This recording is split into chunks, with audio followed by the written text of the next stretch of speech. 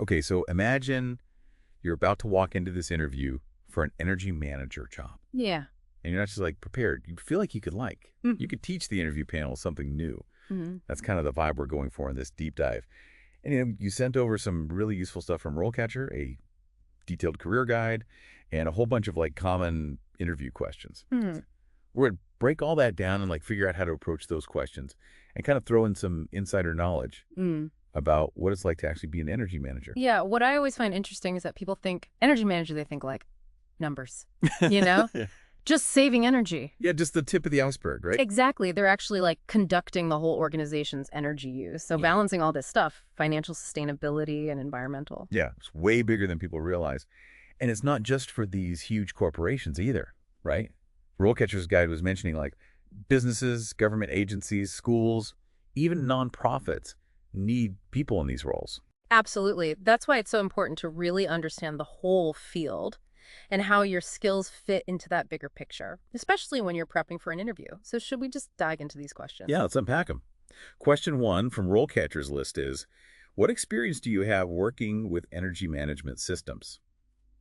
Seems pretty straightforward, but what are they really trying to figure out? Well, they want to know if you've actually done the work, not just read about it. This is your time to show off the projects you've been a part of, where you know you've implemented or managed or really just had a big impact on these systems. Did you help choose a system? Were you involved in training? Like, what kind of impact did you have? So not enough to just like name drop a couple pieces of software.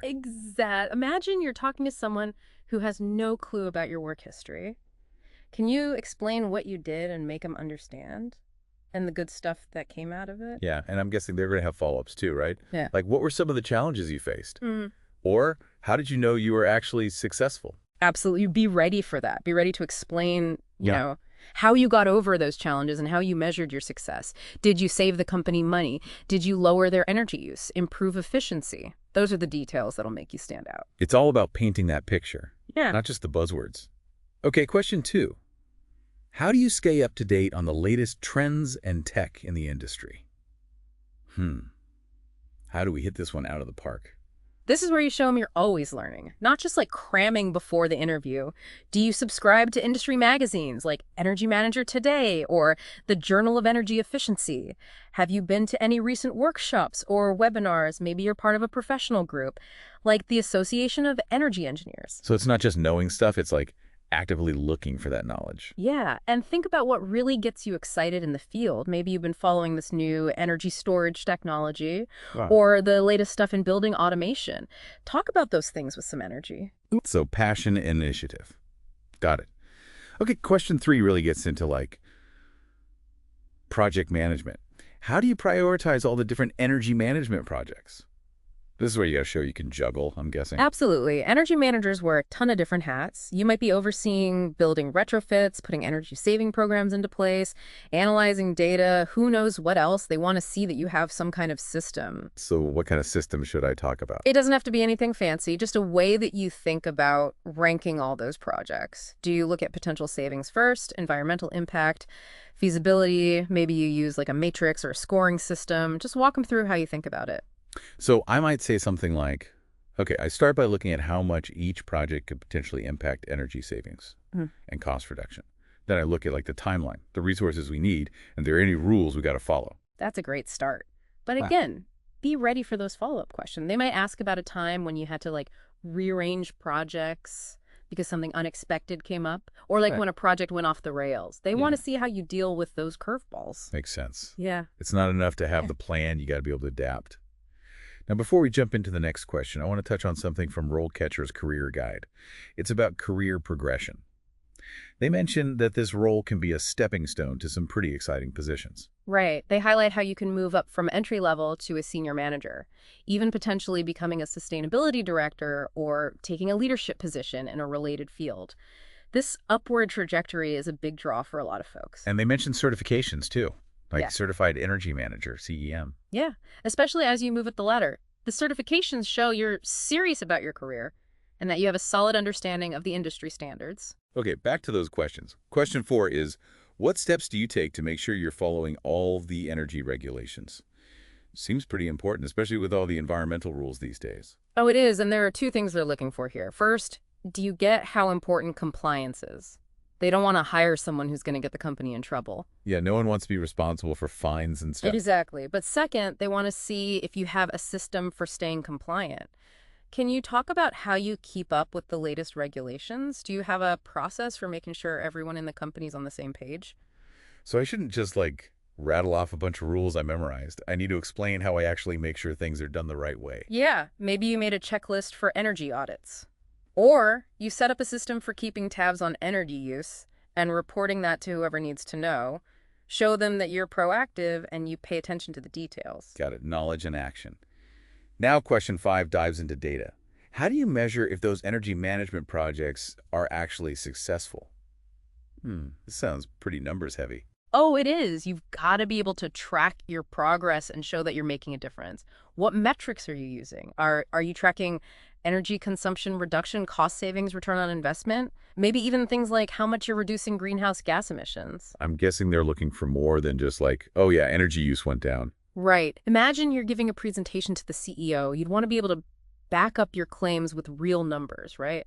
So I might say something like, we did this lighting retrofit project, and then I tracked energy consumption for 6 months. We saw a 12% reduction, which saved us $4,000 a year. That's what I'm talking about. That's the kind of concrete data that shows you're not just guessing, you're measuring and analyzing. Okay, on to question 6, which is all about communication. It asks, how do you explain energy management stuff to all the different stakeholders? Seems like it goes beyond just the technical stuff. It definitely does. You could be the smartest energy manager in the world, but if you can't explain your ideas in a way that people understand, you're not going to get very far. So what are they trying to figure out here? They want to see if you can change how you communicate, depending on who you're talking to. Can you explain this complex project to a group of engineers? Can you break down the financial stuff for the CFO? Can you get employees excited about saving energy? So I need to be a bit of a chameleon then, changing my style depending on the audience. Exactly. And be ready for them to ask for examples. They might say, tell me about a time you had to convince someone who wasn't really on board to approve one of your ideas. How'd you handle that? Got it. Communication is key. Moving on to question 7, which is all about the budget. How do you manage those energy efficiency projects when the budget's tight? This is where you got to get creative, I imagine. Totally. You might have amazing ideas, but if they're going to cost a fortune, they're not going to happen. So what should I focus on here? Think about times you had to do more with less. Maybe you got a discount from a vendor. Or you found a way to reuse old equipment instead of buying brand new stuff. Or maybe you got employees involved in saving energy without spending a ton of money. So I could talk about how we did this office-wide competition, where everyone tried to reduce their energy use, and we ended up cutting our energy bill by 5%. Perfect. You're showing that you can find those creative, cost-effective solutions that get people involved and actually make a difference. And I could even mention how I used RoleCatcher's AI to find ways to save money in a project proposal. That's a great point. RoleCatcher's AI can be a game changer when it comes to looking at data, finding opportunities, and even making those budget proposals super sharp. It's like having your own personal budget guru. Okay, so we've covered the first 7 questions: experience, knowledge, project management, compliance, data analysis, communication, and even budgeting. That's a lot. But before we tackle the next batch, I'm curious. What does RoleCatcher's career guide say about the good and the bad of actually being an energy manager? It's not always sunshine and roses, is it? You're telling me. RoleCatcher's pretty upfront about that. They say it can be a pretty demanding job, long hours, dealing with pressure, especially when you've got deadlines and projects hitting snags. And you've got to stay up to date. The energy world changes so fast. New regulations all the time. It's a constant learning curve. But on the plus side, RoleCatcher highlights how rewarding it can be. Totally. Knowing you're actually making a difference, working with different industries, tackling these complex problems, and seeing the results of your work. And the demand's only going up, right? So there's tons of potential for growth. Yeah. And let's be real, a good salary doesn't hurt either. Yeah, that upward trajectory is a big plus for a lot of people. It's not just a job, it's a whole career path. Okay, back to the interview questions. Question 8 is, how do you foster a culture of energy efficiency within an organization? Sounds like leadership and inspiring others. It totally is. You can put all the energy-saving stuff in place, but getting everyone on board and making it part of the company culture, that's a whole other challenge. So how do you create that culture? Think about ways to get employees involved. Make them feel like they're part of the solution. Maybe an energy-saving challenge, or a green team to come up with new ideas, Hmm. or rewards for departments that reduce their energy use. I like the rewards idea. A little competition always helps. Right. And don't forget communication. Let everyone know about the company's sustainability goals. Celebrate the wins and give shout outs to people who are going above and beyond. Lead by example, empower others, make it a shared goal. Exactly. And you know what can really help you communicate all that? RoleCatcher's AI. Their platform can actually analyze your answers and give you tips on how to make them even better. It's like having a personal speech coach. Yeah. And speaking of challenges, question 9 gets at how you deal with competing priorities. It asks, how do you manage competing priorities when implementing energy management projects? Because let's face it, things don't always go as planned. That's the truth. You've always got unexpected problems, deadlines changing, last-minute requests. Yeah. How do you show them you can handle all that? This is where you want to highlight your organizational skills and how you manage your time.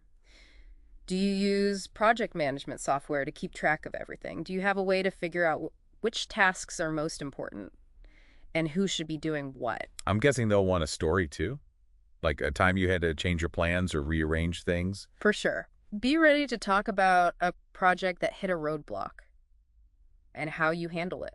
Did you have to move resources around, adjust a timeline, or come up with a creative solution? What did you learn from it? So it's about showing them you can stay calm and focused, even when things get crazy.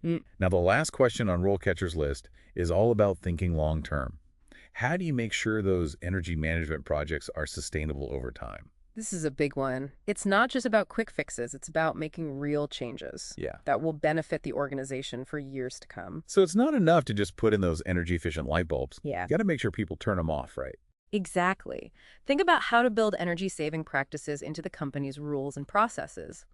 Maybe a training program to teach everyone about energy efficiency, or a system to track how much energy is being used over time. And getting those stakeholders on board to keep supporting those energy-saving initiatives. Absolutely. You want them to see that you're not just focused on the right now, you're thinking about the big picture. And that's where RoleCatcher's AI can be really useful. They mentioned that their platform can help you spot potential risks and opportunities, things you might not have even thought of. So your projects are more likely to succeed in the long run. It's like having a virtual consultant on your team, helping you see the whole picture and avoid those pitfalls. That's pretty amazing. Okay, so we've gone through all 10 of RoleCatcher's interview questions, and I think we've uncovered some pretty valuable insights. But before we wrap things up, I'm wondering, where do you see this whole field going? What should people who want to be energy managers be paying attention to now? Like, what are those big trends that are going to shape the future of the job? Ooh, that's a great question. Things are changing so fast in the energy world. You've got new technology, new policies, and of course, everyone's pushing for sustainability. So anyone who wants to be an energy manager has got to be adaptable, think ahead, and be ready to tackle new challenges. So what are some specific things to keep an eye on? Well, one big one is the rise of smart grids and something called distributed energy resources. We're seeing way more solar and wind power, so the old way of doing things with like one big power plant, that's changing.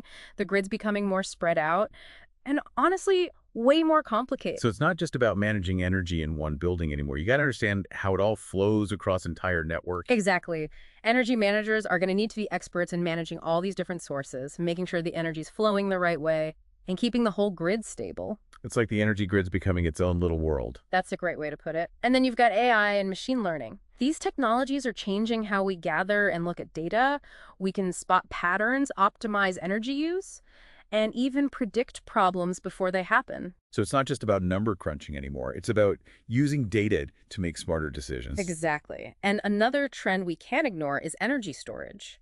As we switch to more solar and wind power, we need better ways to store that energy, because sometimes the sun's not shining or the wind's not blowing. Makes sense. We need a backup. Exactly. Energy managers will be the ones putting these storage solutions in place and making sure we have a reliable and sustainable energy supply. Smart grids, AI energy storage. That's a lot to learn. Any advice for people who are just starting out? I'd say start networking now. Go to industry events, connect with people on LinkedIn. Join organizations like the Association of Energy Engineers.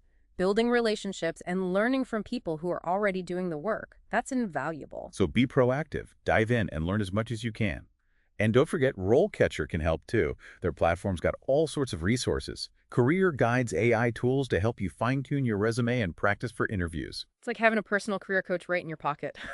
So as we wrap up this deep dive into the world of energy managers, here's one final thought for our listeners. This is a field with tons of opportunity. You can make a real difference, be part of something innovative, and contribute to a more sustainable future. Absolutely. And for anyone who's feeling a little overwhelmed by all this information, remember every expert was once a beginner. Start small, keep learning, and don't be afraid to ask questions. And who knows, maybe one day you'll be the expert sharing your insights on a deep dive like this. Thanks for joining us.